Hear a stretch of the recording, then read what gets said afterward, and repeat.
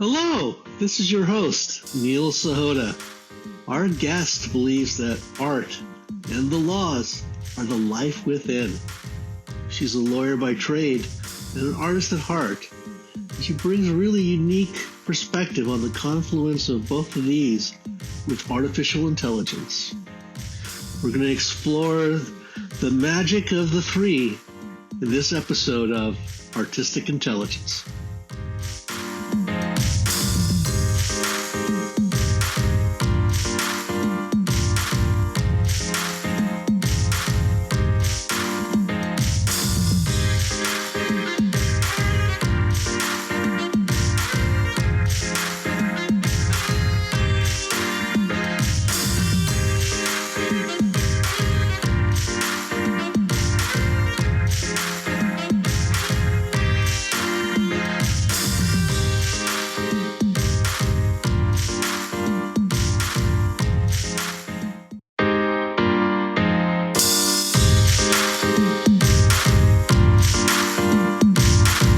This is Artistic Intelligence, where we explore the intersection of art, sustainability, and technology. This show is brought to you in partnership with the United Nations ITU AI for Good, Changing the Story podcast, and State. Now let's join your co-hosts, Neil Sahota and Michael Ashley. Welcome to another episode of Artistic Intelligence. We've got an amazing guest today, Valentine Goddard. She's a lawyer, mediator, inner art curator, artist, and is the founder and executive director of the AI Impact Alliance, an independent nonprofit organization operating globally whose mission is to facilitate an ethical and responsible implementation of AI, and the producer of the annual conference AI on Social Mission and the Art Impact AI workshops. She's a member of the United Nations expert groups on the role of public institutions and the transformative impact of new technologies. She also has the role of digital technologies on social impact development and well-being for all. It's quite a mouthful for an expert group. I wouldn't expect anything else from the UN, but I think the most important thing is that Valentine sits on several committees related to the ethical and social impact of AI, while being regularly invited to speak at international conferences. In her multidisciplinary and applied approach to the ethics of AI, she places special emphasis on human dignity, having initiated through her career cultural and social mediation projects for human rights education. Valentine, thank you for being on the show. Thank you for being on the show. Is it Valentine or Valentine? I'm sorry. That's okay. It's Valentine. Thank you for the beautiful introduction, Neil. That was great. Thanks. Good to have you, Valentine. So Valentine, can you tell us the story about you as an artist and how you got to be where you are and what kind of art that you do? Well, thank you very much for having me, Michael and Neil. I'm really happy to be here with you and talking about the role that art can have on understanding the future of AI. And so a little bit about myself going back, I started by studying sociology and theater. And I then decided to move on to law and become a lawyer. And then as a lawyer, I went back to art, to use art to talk about human rights. So I think my entire career, I've moved from art to law and when AI became something that was clearly going to be deployed into society and used and have an impact, positive potential, and some risks as well. I saw the implications with human rights, and I went back, of course, to art, which is my preferred tool to either engage citizens or myself as an artist to think and about certain concepts. So I'm kind of curious about this dynamic because you're doing some incredible work and you're really highlighting some key issues on human rights. Art and law is not something I normally think of, right? What was your trigger point, to mold the two or do the two together? I think it's more of a path that you can build between the two. And some researchers in policy that were studying how to have more informed and legitimate policies in new science applications, found that what they need to have the best informed legitimate policies was a large number of people, a diverse number of people who understand the implications of the use of that new technology or science. Art is, and especially interactive art like theater, public art, visual art that can help you question certain or understand bias, for example, or so I think that's the road that I see between art and law. Is art is a tool for civic engagement and understanding of different issues and help us think as citizens around certain issues, and then inform public policies, and those ethical frameworks or the policies then become law, are adopted. So as a lawyer, you do understand the process that leads to adoption of laws. So I like to go through all the steps from art to adoption of new laws. And AI is, of course, being called upon to be regulated or frameworks built around it. So that's the path that I like to travel upon. That's awesome and fascinating. Can you tell us a little bit about your art, especially people who may not be familiar with what you're creating, and tell us a little bit about it? There's different parts. I'll talk about two projects that are ongoing now.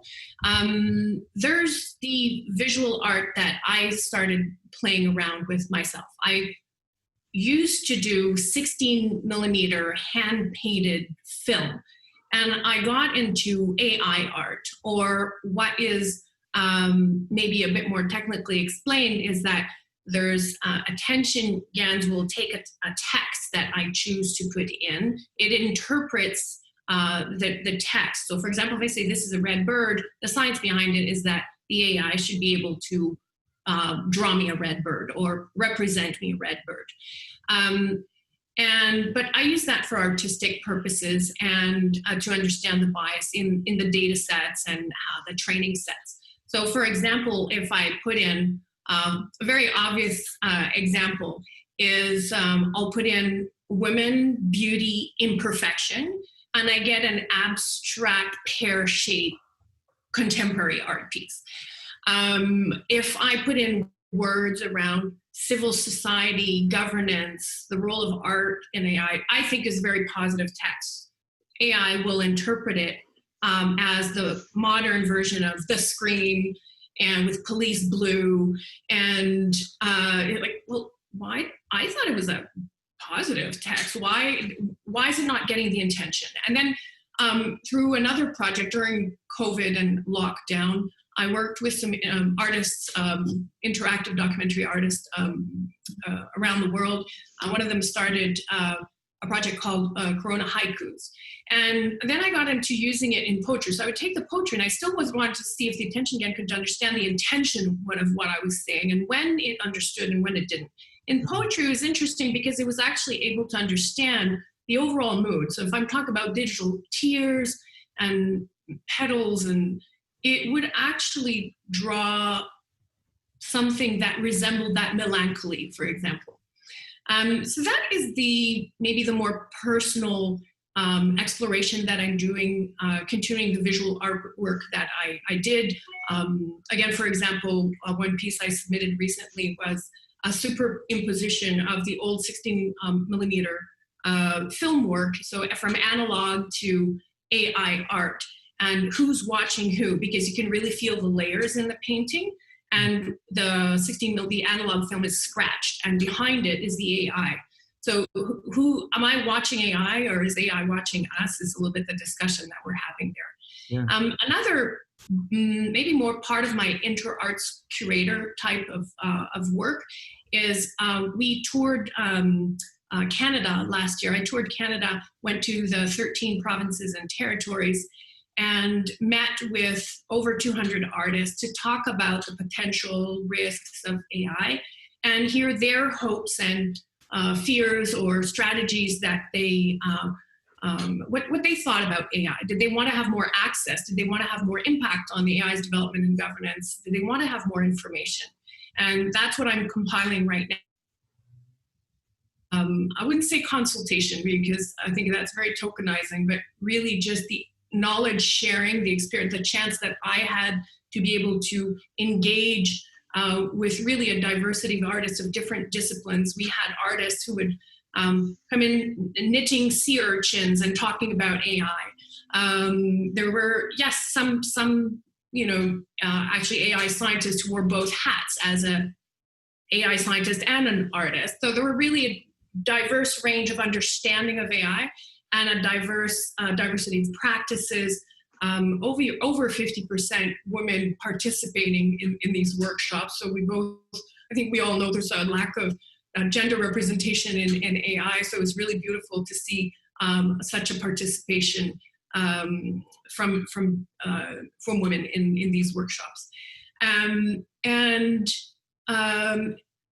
Through the sharing of those voices that I had the chance to hear last year, we are developing right now with Concordia University with the AP Lab, the Applied Perception Lab that's run by Marta Kirsten-Urtel and her students. We're working on an application. The application is a virtual gallery that will showcase the AI art pieces that I'm working on based on the same technique I explained earlier. So the voices of the artists interpreted visually, and that is the entrance into each city's gallery. So each city will have its gallery.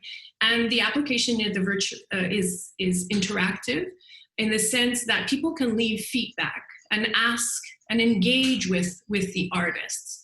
So that's one way that we found of augmenting the voices that we heard of artists on AI.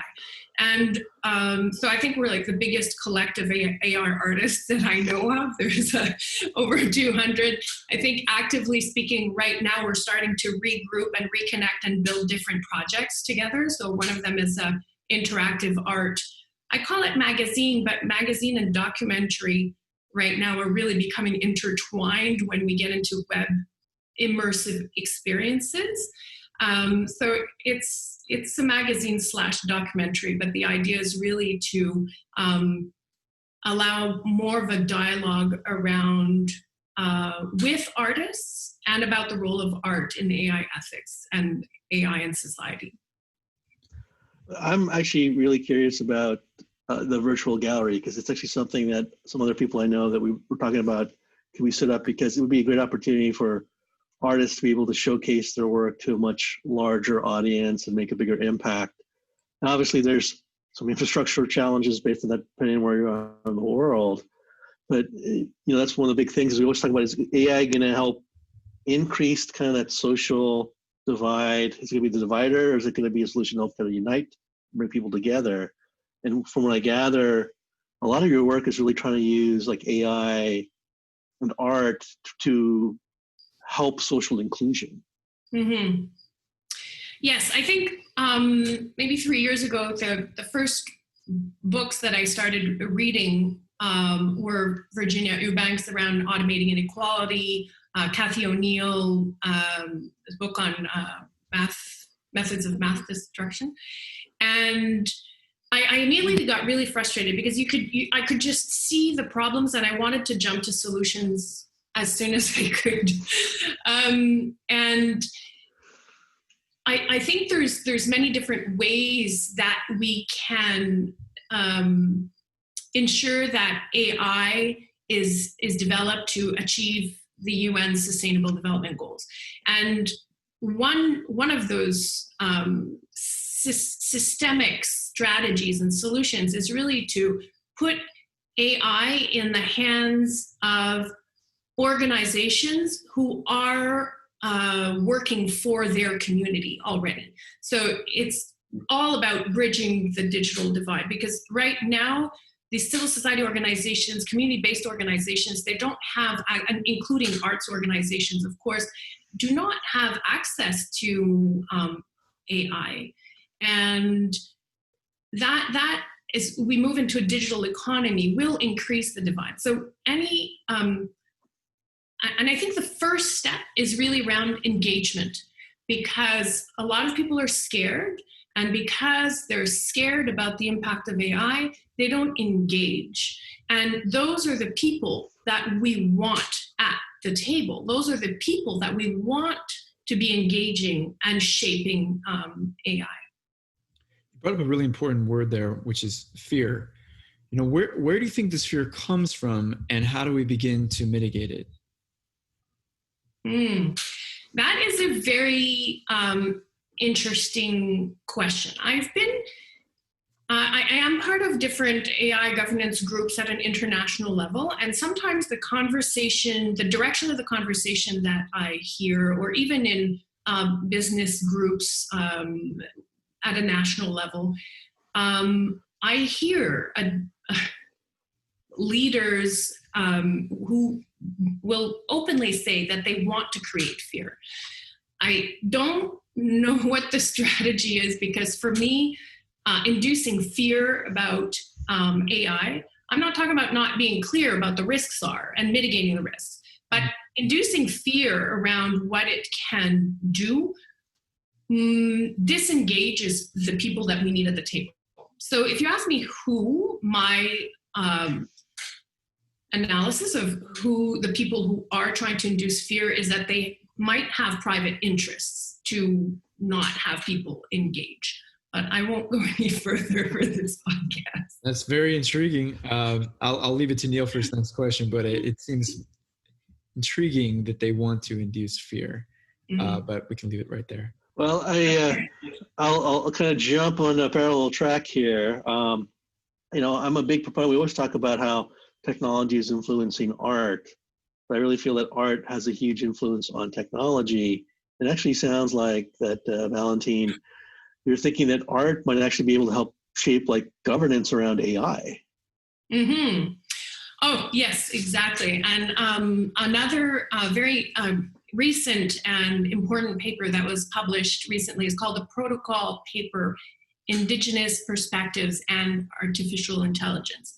Angie Abdillah is one of the two leaders who led the work around those workshops and the publication of that paper. And we had a chat a couple days ago. And she's in Australia, I'm in Canada, and we finally connected. We've been, trying to touch base for a couple of years now. And it was a really fascinating conversation, because when we talk about the path from art to law, of course, I have a biased lawyer hat that sees, how laws are built here in Canada. And I have my own set of ideas of what that path is. And if you have a chance to read that protocol paper, there's a part in there that we rediscussed over the phone around how, especially in Australia, and I really don't want to misword anything, so I'm going to try to be very careful, but that the protocol is really an embodied experience of laws, that the laws are something that people live from within. And I thought, okay, well, that's really opening up different paths in my mind of what the road is between art and law. And I will tie to that part of our art impact workshops that we led across Canada.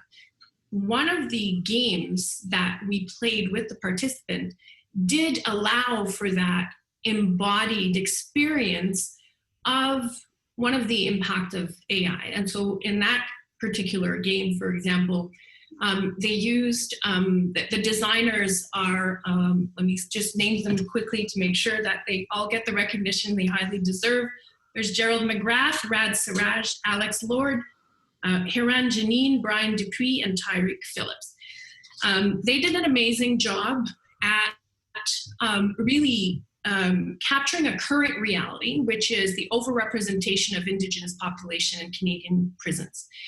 And the use of technology, facial recognition technology in this case, and how that risks repeating a current reality instead of changing the current reality.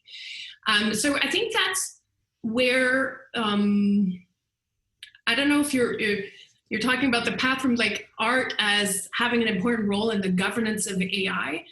I was inspired by what Angie said because of that. Art does allow that embodied experience that, or other researchers call it the capacity to empathize with a certain situation and therefore engage with certain realities. So yes, that should be a really important tool in shaping the future of AI. It helps us envision our future and feel our future. Right. And so obviously empathy is a very human trait. And although there are efforts underway in terms of creating artificial empathy, what you're talking about, it seems to me, is finding ways in which art can help us to understand what other people are feeling more deeply. Do you feel that even in spite of advances in AI, is technology making us more empathetic, or do you think it has an effect of desensitizing us, of making us more robotic-like? I mean, even to go back to fear for just a moment, I mean, I think that is a lot of the public perception around technology, especially AI, that it is dehumanizing. But would you say that it is a tool to allow us to be even more human and to understand what other people are feeling? I love that question because I think it's a twofold. I think AI as a social phenomenon, not the technology necessarily itself, but as its deployment in society, it actually caused an increased investment in social science research. I think investing in social science research is a sign that AI is increasing a really systematic desire to analyze and address certain social issues. So I don't know if you call that social empathy or widespread empathy, but it's really a reaction to, I don't think I've ever heard about talking about bias in society so much. And I've been a human rights lawyer for a long time. I started my career at the Ombudsman's office in the welfare section many years ago. And maybe in my small circle of human rights-ish lawyers, we talked about human rights, bias, discrimination. We talked about discrimination, but not necessarily bias. Right. So I think at a social level, at AI as a social phenomenon, it increased our capacity for empathy. From a technical perspective, I would really put my energy, money, time more on making sure that we can maintain empathy between social groups. I think AI is currently, how it's applied with the business models that it's set in, is increasing social divide. It is increasing polarization. It is affecting the media's capacity to retain trust and engage with citizens. It's affecting our democracy.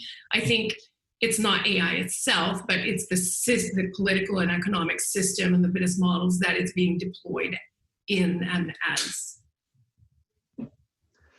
That's the big challenge, though, right? At the end of the day, it's a tool, and it's all about how we choose to wield it, right? And I think we're so used to being reactive as a society. You know, somebody builds something, solution, but we don't think about the ways it could be misused, right?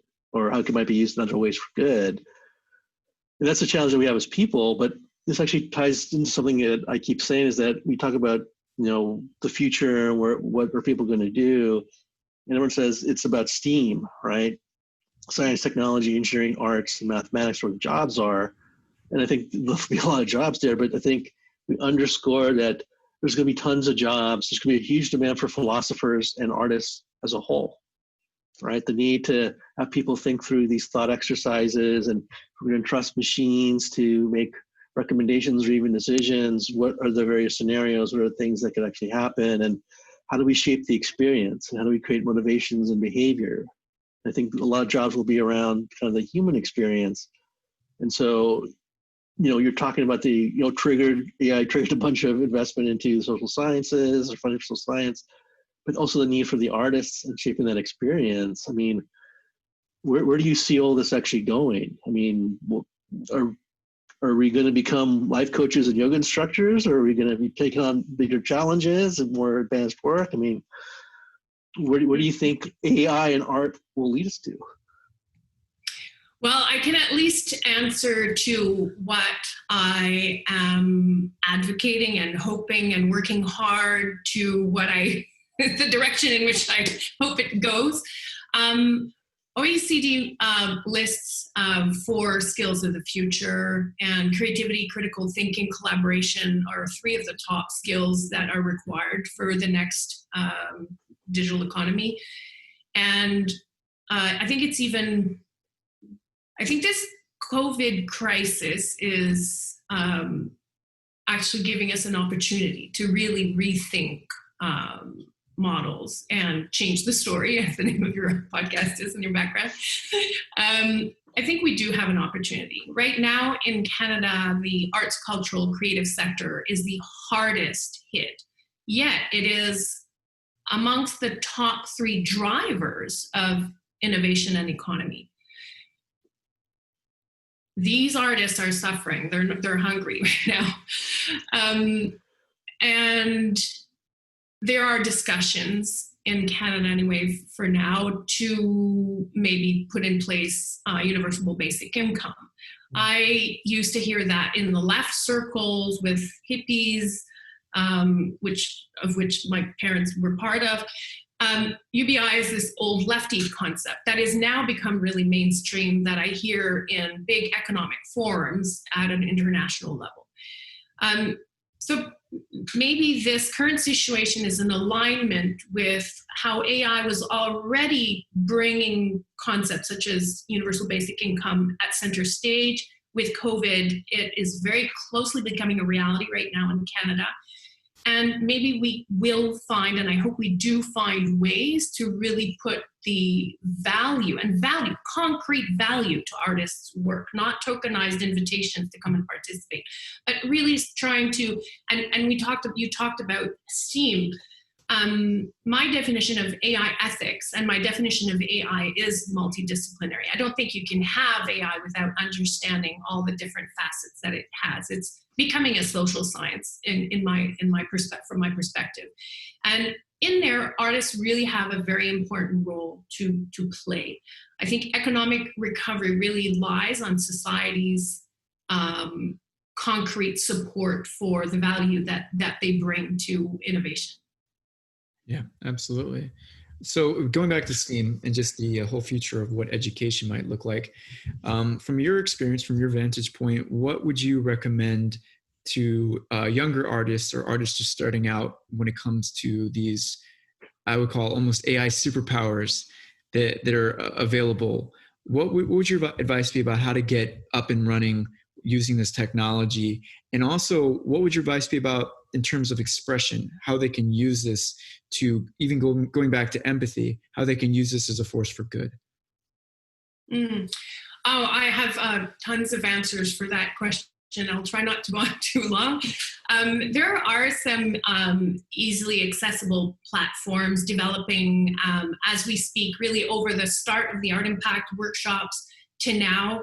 I've seen, for example, Runway ML is one of them, go from a simple startup to right now having like over 30 different pre-digested type of applications. So the work we did last year was a lot of outreach. So to make sure that it's not just people who are already interested in AI, but make sure that the artists who are knitting sea urchins also feel welcome to come and join that conversation. And therefore joining that conversation from that different perspective might be, maybe you want to crochet about AI, and maybe you just want to be part of the discussion around its governance and use oil paint. So I think it's really important to talk about AI as a tool, as a technological tool for creativity. I love seeing what AI sends back to me as a visual and question, is it my understanding? It's really a conversation because I'm trying to understand AI. So I'm increasing my AI literacy, technical literacy. But it's also allowing me to participate in forums, for example, at the World Intellectual Property Organization, WIPO, where they're discussing the changes in potential changes and adapting IP laws and global agreements to AI. And so I think it's really important that young artists engage on those kind of issues. Where's the authorship lie? Who owns the patent? If you're creating something. And the WIPO president concluded on such a beautiful note. He said, when we look at the use of art through AI, AI is basically using what humans created and remashing it. But he said, if we want to have sustainable AI, we want to make sure that we have a thriving cultural, artistic, creative society that continues to feed. So it's the first time I heard that from that perspective, the term sustainable AI from a creative perspective. So that, I think there's two different things. Like there's AI as a tool for creativity. It can be really fascinating. So for example, for me, we were talking about the app. Neil, you were curious about the app that we're working on. There's different interactive features. And for example, I could use, of course, with the permission of all the participants and explaining with transparency what we're doing, but we could collect the feedback from the users of the application who decide to leave comments to the artists. And with enough data being collected, we could use natural language processing, for example, to analyze the sentiment. How are people feeling? Is people's feeling about AI changing? Is people about art, economy? Like you could, determine types of questions. So you can really use it as a tool for dialogue between and enhance that dialogue. And then the interpretation, again, as an artist, I have way too much imagination. I could go off with the sentiment analysis and do some beautiful, probably not beautiful, but fun representations of that and continue the dialogue with society. Like the other thing that's really important for me is that AI ethics is a living definition. I think once you write it down, what's ethical and what's not, you've lost a lot of its ethics essence, because there's not enough people at the table right now to be able to write down what we think is a set of rules and what's ethical and what's not. So I believe that keeping that, using technologies, like for example, through an application, to engage more people on understanding AI's different application. I would definitely, I'm passionate about that route, so it'd be hard for me to tell new artists coming in at pretty much anything else. I think the important thing is not to feel that you can't participate because you can't use tech tools. You could always be partaking in the discussion around the impact it has on you or the impact it has on your community. Right. Well, it's a really powerful tool for them to create new forms of art and performances and, hopefully drive social impact. I'm kind of curious because I know you run these workshops for artists around how, AI can impact them. What's the reception like from artists? I mean, are a lot of people really interested? Do they need a little coaxing? When they go through the workshop, what tends to happen? There's a variety of reactions because there's artists of different ages, different backgrounds, different disciplines. I think what is striking, for example, is in Canadian North, for example, in Nunavut, one of the territories, I can't remember the exact statistics, but I think it's 46 or 56% of the population has experienced lack of access to nutrition. They're basically hungry. That's in Canada. So when I went there to talk about AI, the reaction is, and the sculptors, the artists there are generally sculptors and they sell their art on Facebook. So for them, AI is just like a completely disconnected reality to the realities that they're in. If you can't access a dentist because you're too far north, you don't have a teacher because you're too far north, that's that's one spectrum of the reaction that we get that's really important to address. In the same city, there's artists who are, exhibiting in major museums and using AI as interactive features, and it's mind-blowing what they're doing. It's their voice, and it twirls and it moves and it's immersive and it's just dreamlike. There were people who also, I'm like up north, very interested in using it as storytelling, or very east of Canada, interested in using AI as something that can bring different local economies together and boost local tourism, for example. So some artists really see it as a tool for economic development, and others, it's too far away from the reality to be able to reach. And a lot of artists that I met in Canada are already using AI in art in some preliminary ways, exploratory ways. So if you had to make some predictions about the future, and I know that's very difficult, especially in these uncertain times, with the work that you're doing, especially around ethics and inclusion, and really it just sounds like overall trying to improve the human condition, what might the future look like, especially now with the infusion of more artistic-minded people in using this technology? Again, I think I'm overall an optimist, and I would like to believe that artists can have a better understanding of how they can use data for their art practice and for their communities. I'm seeing some data pools and data trusts, data initiatives starting to emerge in Canada, and artists are coming together to give more visibility to the work. So they're using AI to improve their discoverability. And so that's one very promising initiative to preserve cultural diversity. Another one in Canada is the First Nations Data Governance Initiative, and they're really collecting data to be able to offer services to their community, including the artists, because the arts is extremely strong and vibrant in most, I don't want to generalize, but most Indigenous communities. So I think I maybe one last little snippet of answer on that question is Yoshua Bengio, which is one of the pioneers in deep learning, award-winning researcher in AI. He says the future of AI really lies in the understanding of creativity and decision and attention in decision making. And artists have such an important role and such a natural talent to be able to are creative, curious, and how they bring their attention to certain things, boosting that creative output that comes. I think there's a bright future ahead. And